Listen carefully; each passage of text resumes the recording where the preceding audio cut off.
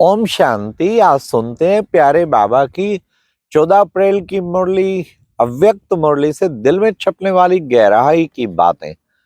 आज बाबा ने मुरली में बहुत ही सुंदर टाइटल था, कर्मातीत अवस्था को पाने के लिए कंट्रोलिंग पावर और अलबेलेपन पर विजय प्राप्त करो। कंट्रोलिंग पावर को बढ़ाओ, स्वराज्य अधिकारी बनो। तो आज बाबा ने कहा, आज बाप दादा बच्चों के विशेष, बाबा ने कितना सुंदर कहा, चारों ओर के राज दुलारे बच्चों को देख रहे हैं। राज दुलारे और परमात्म प्यारे। बाबा ने कहा राज दुलारे ही वास्तव में आप देखेंगे, बाबा ने कहा 100 कर्मेंद्रियों के राजा, वास्तव में सर्व कर्मेंद्रियों के राजा।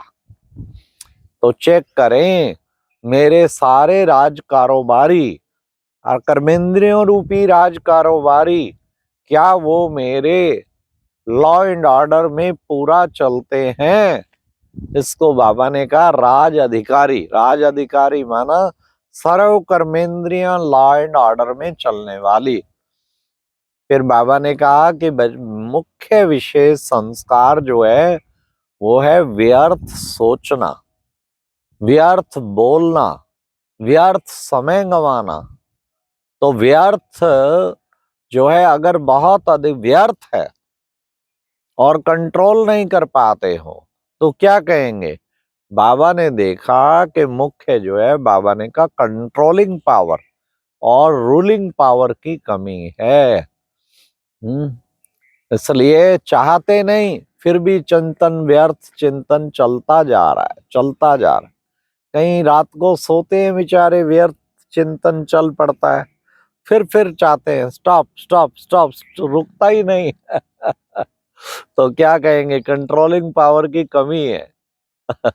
कमजोर राजा है, उसकी मानते ही नहीं है कोई। तो आज बाबा ने कहा इस कंट्रोलिंग पावर को बढ़ाओ, रूलिंग पावर को बढ़ाओ। इसके लिए क्या करो? बाबा ने आज मुरली में बताया, राज दरबार लगाओ। राज दरबार अर्थात सारे कर्मेंद्रियों की रोज रात को दरबार लगाओ कि आज दिन भर में किसी कर्मेंद्री ने धोखा तो नहीं दिया। जोर से क्रोधित हुए तो माना मुख रूपी कर्मेंद्री ने धोखा दे दिया। दृष्टि उल्टी सिल्टी पतित हुई तो माना आंख रूपी कर्मेंद्री ने धोखा दे दिया। हाँ, है तो हमारे कारोबारी ना, तो ये धोखा देवे। किसी की निंदा सुनी तो माना कान रूपी कर्मेंद्री ने धोखा दे दिया। तो बाबा कहते कि बच्चे, कोई भी कर्मेंद्री धोखा देवे, हाँ, तो ये ठीक नहीं है ना। तो इसका मतलब रूलिंग पावर की कमी है ना, कंट्रोलिंग पावर की कमी है ना। लेकिन राज दरबार लगाओ, इससे कंट्रोलिंग पावर बढ़ जाएगी, रूलिंग पावर भी बढ़ जाएगी। बाबा ने कहा ब्रह्मा बाबा ने भी राज दरबार लगाई, तो ब्रह्मा बाबा तब कर्मातीत अवस्था को पाया। ऐसे आप बच्चे भी राज दरबार लगाओ। फिर बाबा ने कितना अच्छा आज सुनाया कि बच्चे, माया क्या करती है? माया एक तो व्यर्थ संकल्प में लाती है, दूसरा अलबेलेपन में ले आती है। अभी तो टाइम पड़ा है, हो जाएंगे, अभी कौन हुआ है, बड़ों का भी यही हाल है। तो मतलब कि अलबेलापन उससे आ जाता है। तो बाबा ने कहा दोनों से, दोनों के रूप में माया फिर दिल कष्ट कर देती है कि पता नहीं हम समान बनेंगे या नहीं बनेंगे, समानता आएगी या नहीं आएगी, तो दिल कष्ट कर देती है। तो बाबा ने कहा कभी भी घबराओ मत। बाबा ने आज साफ कहा, बच्चे घबराओ मत, ये माया क्या टैक है, ये माया अंत तक पेपर लेगी।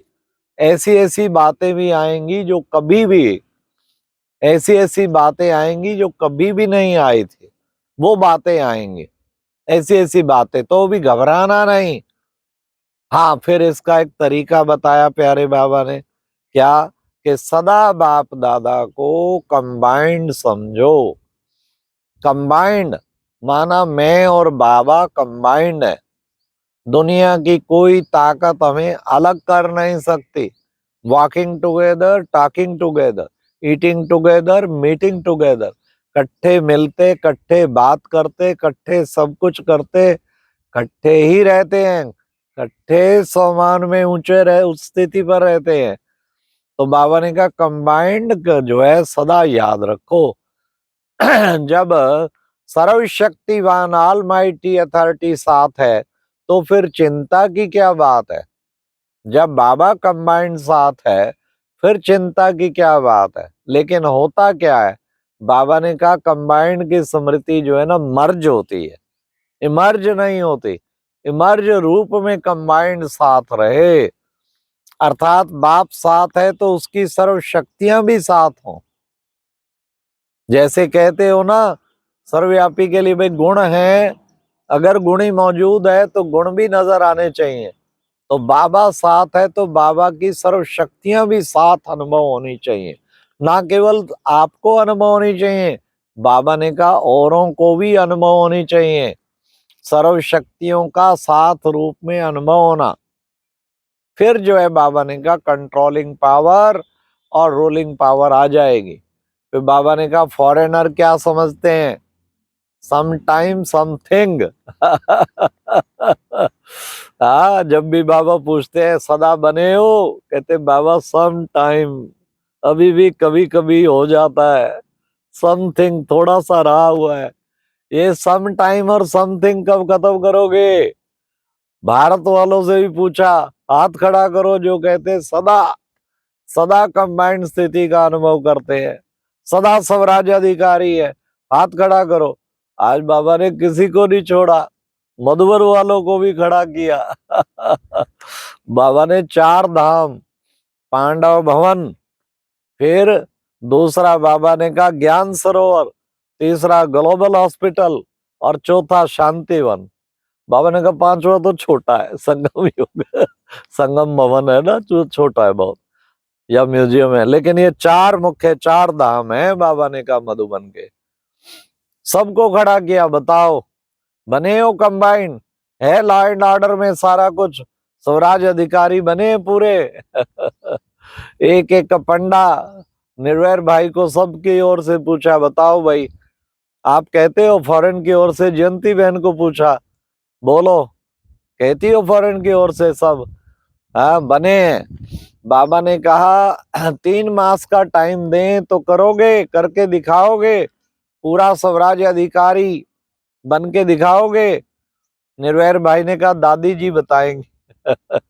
बाबा ने कहा दादी तो है लेकिन मुख्य आप है पांडवों की ओर से। तो ये प्यारे बाबा ने आज बहुत चिट भी बड़ी अच्छी की, हम बच्चों को एक अच्छी तरह बहलाया। तो फिर बाबा ने कहा कि बच्चे हाँ सोचते तो बहुत है, करेंगे करेंगे, फिर कमी आ जाती है, फिर कोई ना कोई विघन आ जाता माया का। चेक करो बाप साथ है तो बिल्कुल वैसा ही होना चाहिए ना। फिर बाबा ने कहा पावरफुल याद के 8 घंटे होने चाहिए, लेकिन 8 नहीं तो 4 घंटे जरूर होने चाहिए। बच्चे कहते हैं बाबा 2 घंटे ही ठीक है, तो क्या हुआ, कंट्रोलिंग पावर की कमी हुई ना। कंट्रोलिंग पावर माना जहां कहूं जैसे कहूं, जो नहीं बोलना नहीं बोलना, जो नहीं सोचना नहीं सोचना। ट्रैफिक कंट्रोल भी 3 मिनट नहीं कर पाते हैं, बुद्धि को नहीं टिका पाते हैं, तो ट्रैफिक कंट्रोल भी। ये बाबा ने कहा कि बहुत इंपॉर्टेंट है बच्चे, अपनी कंट्रोलिंग पावर को बढ़ाओ। अगर ये बढ़ जाएगी एक ही समय पर तीनों सेवाएं कर पाएंगे, मनसा वाचा कर्मणा, एक ही समय पर तीनों सेवाएं। तो आज की मुरली में बाबा ने कहा कि बच्चे साफ दिल है तो साफ वालों को मुराद हासिल, मदद मिलती रहेगी। फिर बाबा ने आज वरदान में कहा विघ्नकारी आत्मा को शिक्षक समझ, उनसे पाठ पढ़ने वाले अनुभवी मूर्त बाबा।